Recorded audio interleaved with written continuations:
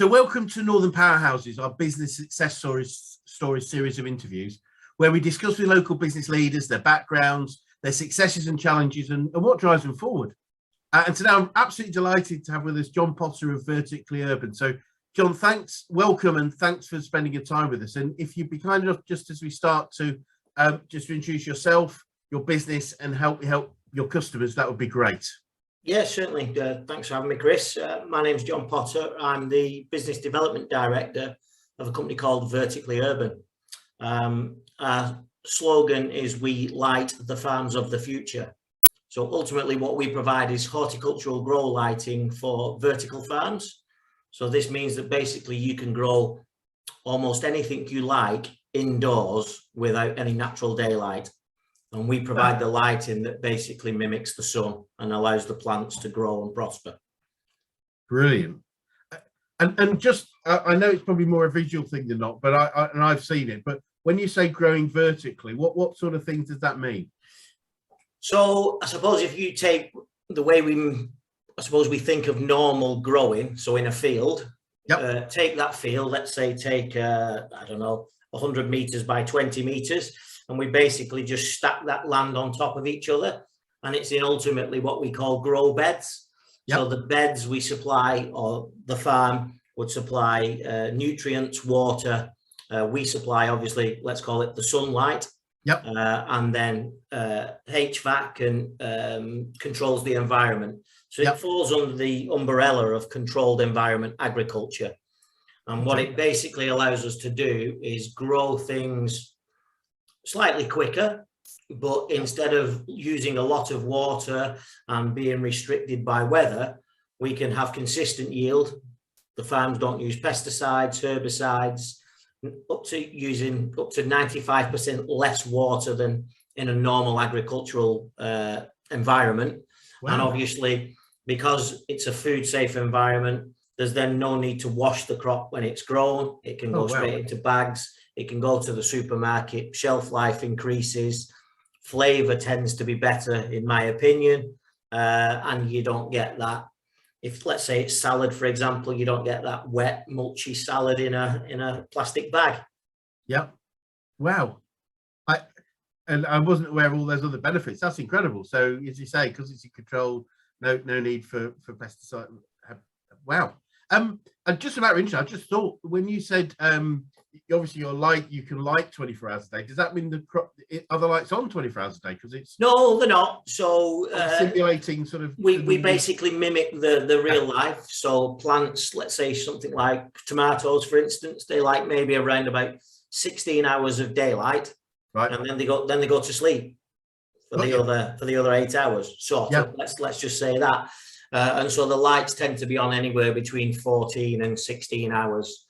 Right. And then it's up to the individual grower what pattern he uses and when the lights are on and when the lights are off, ultimately. Brilliant. But I suppose you can have a sort of a permanent summer cycle rather than need to do the winter cycle. Yeah, absolutely. I mean, it doesn't look like summer because plants like different spectral content of the sun, or they use different spectral parts of the sun's spectrum. So they like a lot of red, a little bit of blue, a little bit of what we call far red. So if you go into a growing environment, it tends to be where it has this pink haze.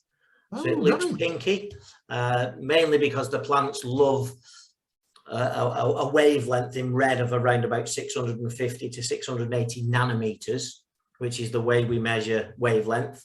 And that's where the best sort of spectral part is for photosynthesis. So that's what gives the plants the lead in the pencil.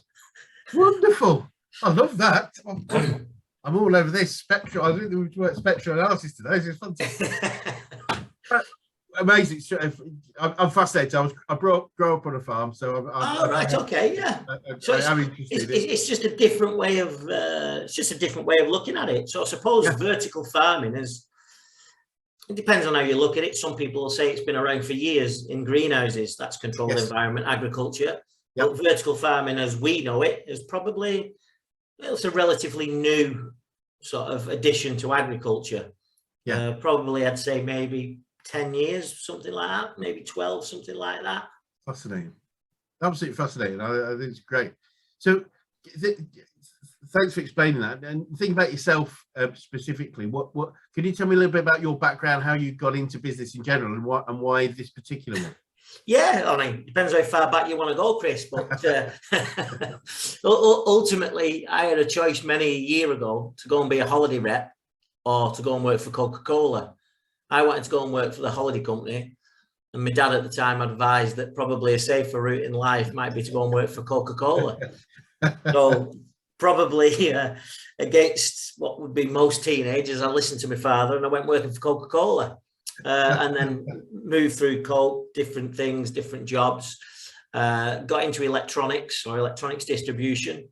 Worked for one of the largest global distributor of electronic components for about 10, 12 years. And at that time, which was around sort of year 1999, 2000, was when we were seeing the birth of what we would class today as a high-powered LED. So it was a 1 watt LED at the time. And that company got the global rights to distribute that globally. And that I got into that. I enjoyed the lighting space. I had a bit of a passion for that because in the early days, it was all around how lighting affected humans. So worked there for like 10, 12 years, as I say. And then towards the latter end of that, we got very involved with Philips lighting. Philips had just started to launch the first LED products around 2007, 2008. Got involved with that with the company I was working for at the time, which was Future Electronics, and eventually ended up working with Philips Lighting. So I left Future and worked for Philips Lighting for around 10 years. My passion then was all around how lighting affects human beings and how we light offices, how we light schools, how we light hospitals. And yeah, I suppose I was in the mix of what is, I suppose, looking back now, the LED revolution. Yeah, we changed fluorescent lamps and HID lamps, and basically everybody uses LED lamps or tubes today. And from at the time, Philips did a lot in horticulture using the old HPS lamps in greenhouses. Yes. LED again was relatively new. I'd call it a venture within Philips. So I had an interest, but never really did anything about it. I got more dragged into smart building, smart lighting. Eventually left Philips, went to develop a smart lighting system with another business. And then just out of the blue, a friend of mine, colleague, I suppose at the time, who I started at Future Electronics with 25 years ago, we got talking. He had this business. I was looking for something different. And yeah, full circle, 20 years later, I'm now working for the guy who used to sit at the side of me at Future Electronics. Brilliant. Wonderful. That's great story. Thank you. And well, I guess as an individual and as a business that you have right now, what are some of the biggest issues that you've had to overcome over the last few years? Well, like everybody, and I won't go on it, COVID has been a considerable challenge. Although, to be fair, it has helped us because we run another business, which is an architectural lighting business, that really suffered during COVID because people weren't building, etc. And we needed to diversify. And so probably just before COVID, probably 2-3 years ago, we've been looking at horticulture. And we decided that was, the owner of the business decided that was the way forward. They spent, because I didn't work for them at that time, they spent a long time developing product that was different from our competitors. And yeah, we launched the product probably 18 months ago, 2 years ago. And obviously during COVID, everybody shopped local, everybody used local farm shops, everybody wanted fresh food. People understood how difficult it was to supply food with the wagons, everything else. And so that was perfect for us. And there's been a huge investment globally in what we call the agri-tech sector, i.e. growing food in a different way. And so, yeah, although it was a challenge in terms of meeting to customers and things like that, that was difficult. It actually helped us and helped the sector fantastically, to be fair. Yes. And now the biggest challenge we have currently today is still supply chain, but it's the supply chain that everybody will know is the problem we have with making cars or electric vehicles, what we call chip-ageddon.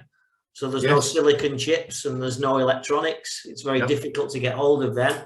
And obviously we make a luminaire and we control it via electronics. Right. So physically getting hold of supply is a struggle. Yep. We did put plans in, obviously, like all businesses, to forward buy and make sure that we'd be covered. But we are getting busy and we are getting more customers, and so it's proving difficult. And then obviously the other side in that is metalwork. So the supply of aluminium is becoming extremely challenging. Right. You know, the prices fluctuate massively. Yeah. So, you know, we might get a price and it'll last for 7 days. Well, we might not be delivering product for 6 months until 6 months down the line. So it's very difficult to manage such a volatile supply chain at the minute. I can imagine. I know, you know, so many different businesses are having that same problem across so many different supplies. I think, you know, building supplies in general, definitely wood is a real problem. As you say, it's very difficult because the price you quote your client is based on today's price, and obviously, you know, if that changes even by the week or the month, it's I know it's pretty tough right now. So it's tough. It's tough when you're supposed to stand by your quote for, you know, a certain amount of time, and within that time frame, it could change 3 or 4 times. With that, absolutely. So I'm keen to know what sort of what might you say the biggest things you've learned about business and about, you know, what you're doing, whether it's this time period or just over your career. I think the biggest thing is that it's to plan again, and then that plan won't always work and won't always come off. But from that plan, you always have a plan B, plan C, plan D. So I think it's to plan and to try and look at whatever the outcomes are as much as anybody can, and try and have a backup plan, and then sort of try and look as far forwards as you can, you know, and try to anticipate as best as we can from what might happen. But, you know, nobody, I think, hand on heart, could have anticipated a pandemic. No. So to plan through that has been extremely difficult, but, you know, we had a plan, you know, and touch wood, the plan's been working. As I say, it's been good for us. And then now again, it's a similar problem in supply. It's about planning. It's about communicating with our customers, being much closer to customers than ever because of the supply problems. Because if they're building a farm and it's on a, I don't know, 6 or 8 month, you know, time scale, we've got to deliver probably towards the end of that. But if we've got components that, you know, surprisingly we're being quoted at 52-week lead time, you know, that doesn't tend to work. So we obviously have to try and anticipate, try and plan, communicate heavily with customers, you know, and we try and tell our customers to almost treat us as an extension of themselves. You know, if we can talk about their planning arrangements and their quantities and their plans, we can see where we can fit in and we can help, you know, because they don't require all of the product all at once. So we can arrange staged deliveries, we can staged installs. So I think the biggest things is planning and communication. Brilliant. I love it. It's funny to say that a couple of things on planning. There's a phrase, I think it's there's a phrase from the military, which is no plan survives first contact with the enemy. In other words, you plan, but the way you want it to go is probably going to be different. And that's why we have plan B and plan C. It's the contingency side. And our founder, Brad Chiggers, who I remember he told me a little while ago, the value of a plan is in the planning, i.e. is that what, you know, this is how we'd like it to go, but what happens if this happens or that happens? And it's a plan is actually multi-strand. That's the main route. But if this happens, we'll go here, and if this happens, goes here. And it's so important, as you say, to spend that time doing the what ifs, you know, and just thinking, because we've got the best chance then to react to change over time. Yeah, absolutely. And you know, life doesn't go to plan. and not everything goes to plan. No. But again, you know, if you're communicating with customers and you're honest, then what I find is generally the majority of people are reasonable. Yep, agreed. And so long as you can communicate up front and early enough, agreed, people accept it. You know, and especially if you've laid the sort of story of what's going on in the world and how it affects us and how it affects us on the ground, then absolutely. I mean, you mentioned the military, and so I was in the Scouts for 30 years, and we used to use a thing not from the Scouts, but it was from the SAS, the SAS. Yep. I think theirs is the 7 Ps. So proper planning and preparation prevents performance. Yeah, absolutely. And we know it's interesting, actually. I think, John, is that we know it to be true, but knowing it to be true and actually doing it are two different things, and that's why it's that commitment to regular planning. But interesting enough, you know, we in Action Coach we subscribe to long-term goals. Like, this is where we're headed, but shorter-term planning. So we do a 90-day planning cycle, because, you know, anything at past 90 days really is not relevant until we get there. You know, certainly anyone that did an annual plan in January 2020 pretty much changed it pretty quick once it hit March. Absolutely, yes. Yeah. So there's sort of no point, because it's a lot of effort for no reason. So it's like the goals is where we're headed. So we're always referencing, are we going there? But let's plan quarter by quarter, and then, you know, potentially within that, month by month, week by week. And we find that very, very valuable. So I'm interested to know who or what, if any, have had a significant influence on your career. Well, that's a toughie. I wouldn't say significant. I always revert back to, I don't know whether she's still, but my first boss at Coca-Cola, I think, coming from a, you know, straight out of school, college, whatever, and having not done anything, and going into a blue chip business, I think the sort of fundamentals that I was taught there, and the way that we were expected to do things in a blue chip company, I think have stuck with me forever. I think they're the main things that have carried forward. I do a lot of, personally, I do a lot of analogies with football. So what I tend to look at is, you know, I was with one of the biggest companies in the world, taught by them, and I sort of put that the Premier League didn't even exist. I know people might not believe that, but before the Premier League. But, you know, I think if you're at a Premier League football club and you train hard and do well, you will always get a living and you will always make a life in football, whether that is you play in the Championship or the first or the second. Yes.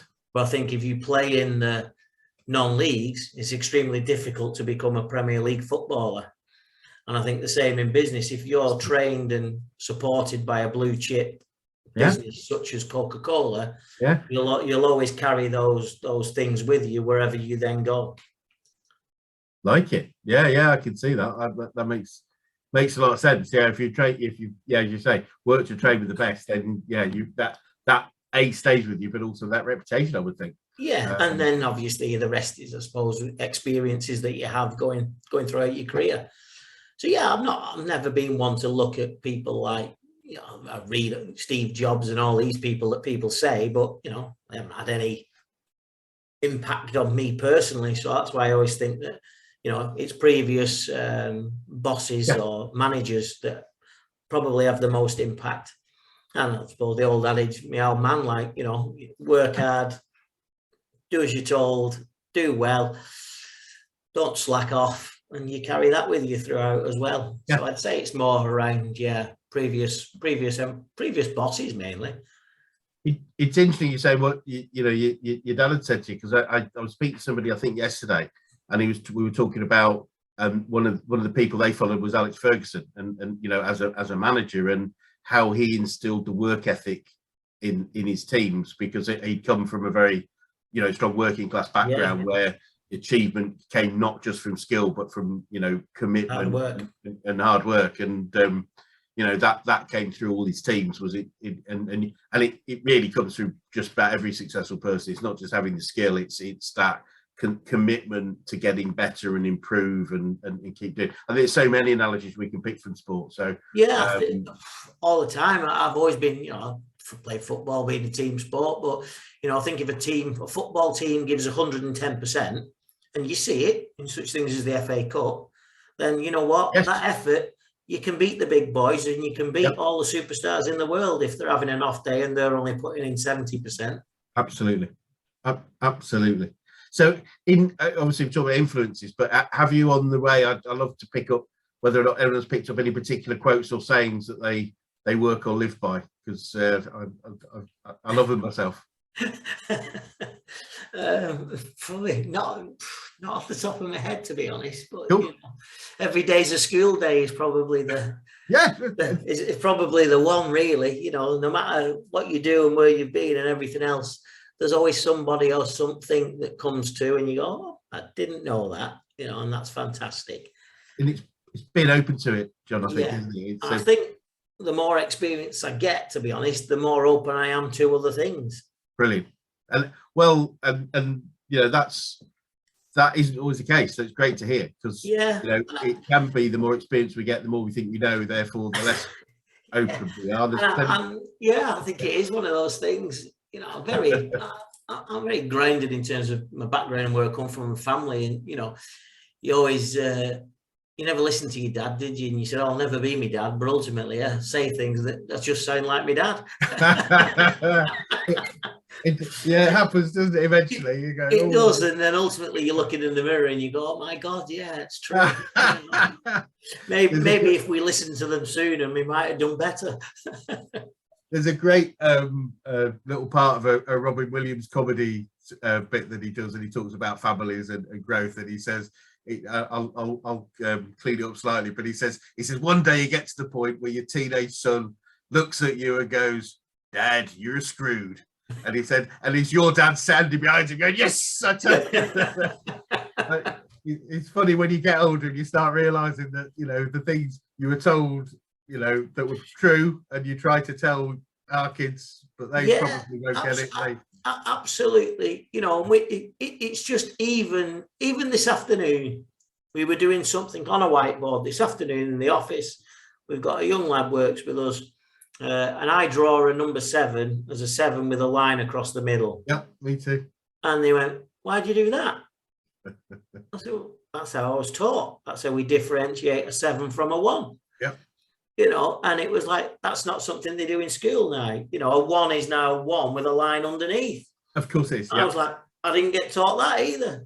And before computers, when it was all handwritten, some people had some terrible handwriting, and I need to be able to differentiate between a 1 and a 7, and that was it. Absolutely. And it's funny, isn't it? It's that whole, and the different culture differences and generational differences is quite difficult now. Yeah. I took my this is going back a fair old way. My kids would probably been about 4 and 8 or something like that. There's 4 years between them, and I took them to the National Film and Television Theatre in Bradford. And and they had an exhibition of TVs, and I went, and I suddenly realised, I said, you see all these TVs here, they didn't have remotes. Yeah, you were the remote. Yeah, and then literally, what? Your dad said turn over, so you went and turned the telly over for him. Well, unfortunately, I'm old enough just about to remember when he actually turned the dial at one point, and and you tuned it in, and you go, "What the hell was that?" But yeah, that happened. Yeah. Well, going back to your open mind, if this is any useful to you, I love the phrase. One of the sayings I was picked up on open minds was, "The mind is like a parachute. It works best when it's open," which I thought was quite a nice one. Yeah, it's true. And the other one is, again, I suppose, now you start thinking is, if we always do the same thing, we'll always get the same result.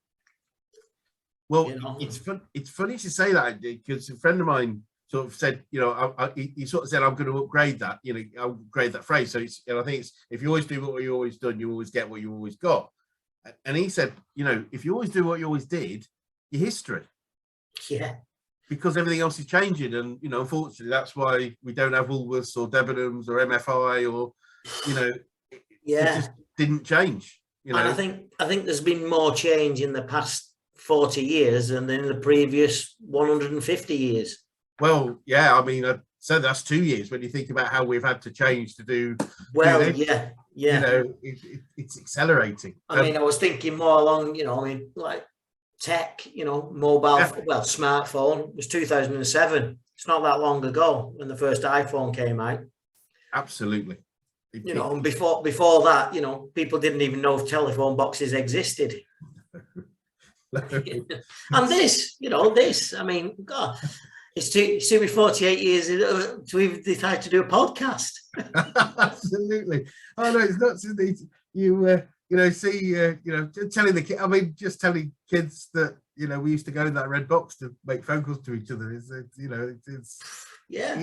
In fact, I remember a guy at worked with me in the first business years and years ago, and I remember as being the first person I ever met that didn't have a landline at home. He said, "Well, I don't need one. I've got this. That's my number." You know, and you know, now it makes sense. I mean, we've got one, but only A, to have internet, B, because my mother phones me on it. That's, you know, that's it. No one else phones me on it. If I don't answer it, it's just... No, exactly. And yeah, how life has changed. Goodness.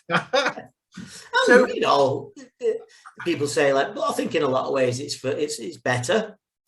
Oh yeah. Some ways it probably not, you know, but I think you know, in terms of what we do, in terms of the technology and stuff, you know, it brings us more. You know, we can achieve more with what we've got now. I think they say, don't they, that, you know, your mobile phone could probably power the Apollo moon landing. You know, they had a room the size of whatever to do it. It's incredible. Way more tech in it, yeah, than there was in the Apollo. They were really, really simple computers. Yeah, I mean, they weren't. Yeah, they were really, really, really super basic, and it's like incredible that they did what they did. Absolutely, yeah. You know, and that men risk their lives based on that sort of tech. You know, it's incredible now. They knew no better, Chris. You know, exactly that right. was they were advanced when you think about it.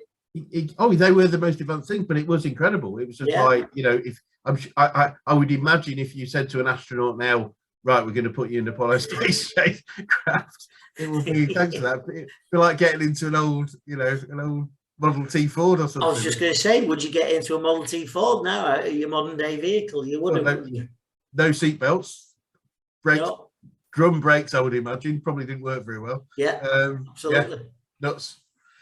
So, it's just fascinating. I enjoyed it.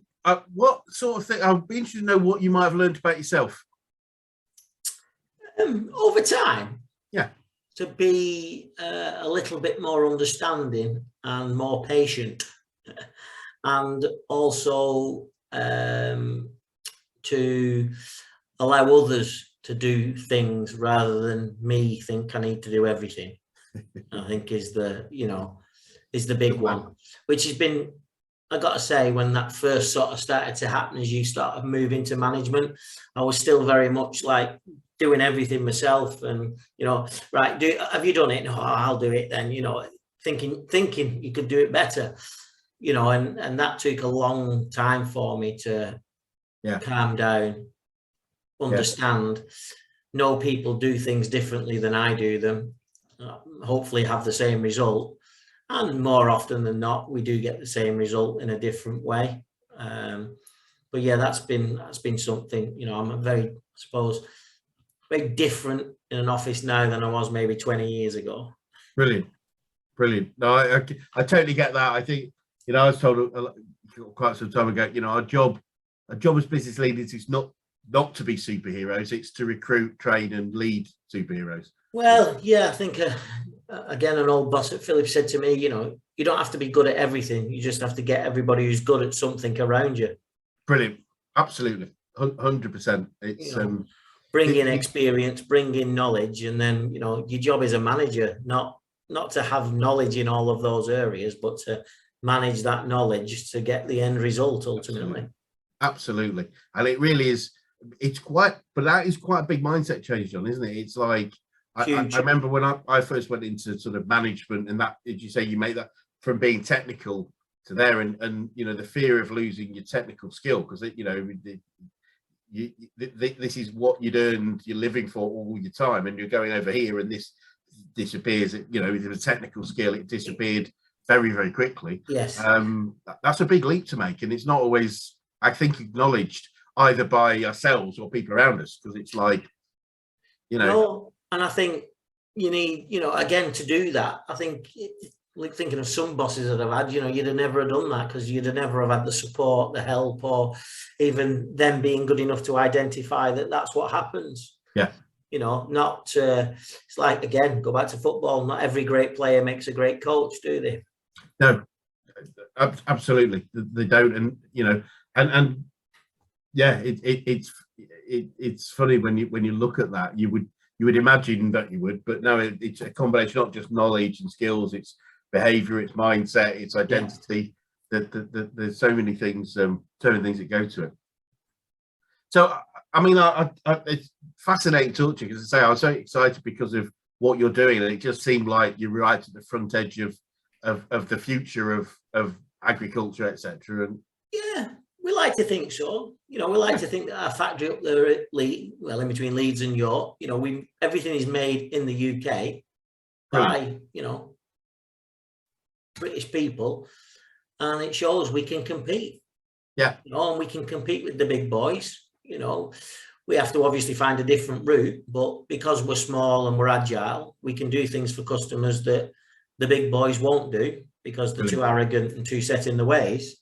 Yep. And that seems to be our niche, and that seems to be where we're winning. And I thought, hopefully, long may it continue, and that's how it'll make us successful. Brilliant. Well, I can see you've got a bright future ahead of you, but I'm keen to know what you feel the future looks like, and what, if any, challenges you may have to face. Yeah, so for us and for the business, the future it holds is that we have a goal of an autonomous farm. So ultimately, that from you control the environment, the lighting, the nutrients, the water, the growing cycles, and it's all done autonomously through artificial intelligence and machine learning. And ultimately, a bit far-fetched, but you press a button and you come back 28 days later and you harvest the basil, or you take the basil in the packets, and that's it, done. Amazing. That's the vision. That's the goal. Will we get there? Absolutely. Yep. The challenges are obviously right with the right knowledge, because that's also a challenge in this day and age, is employing people with the right skill set. It's very difficult. So getting that and making it happen, and hopefully that the world of agriculture and the world in general adopts this style of growing food and the sustainability that it brings. Brilliant. Well, I'm say it's great to learn a bit more about it, and I'm sure you will. And as you say, it's it's definitely going to be the future. So just a couple of things to sort of finish. I'd say time's gone so quickly, but thank you so much for your time. What I'm just interested, what advice you would give to anyone that was thinking of going into business? Don't. Oh, thanks very much, Anna. Thanks for that. No, I think the one, do something that interests you and you enjoy, because then it's not so much of a it's not a job. Then it's a way of life, or it's a passion. And surround yourselves with people that you get on with.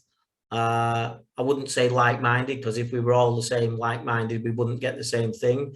So surround yourselves with people of the similar but varied background and varied knowledge, and plan out and research what it is you're doing. And if you can get onto the cusp of something that is new and expanding and you enjoy it, just go for it. What's the worst that can happen? Brilliant. What a great bit of advice. So finally, just another bit of advice. What advice would you give to an 18-year-old Jon? The real one, or the one I keep saying is don't bother with any of this. Don't travel the world, pick fruit, and don't bother with a mortgage, a car, or a job. Go and enjoy yourself. Well, but I suppose on the other is, in my case, it would have been listen to the parents and listen to people around you who have the experience that I now have, And I know Right. that's extremely difficult, but I come back to it every single time. If I had listened, who knows what might have been the outcome. But yeah.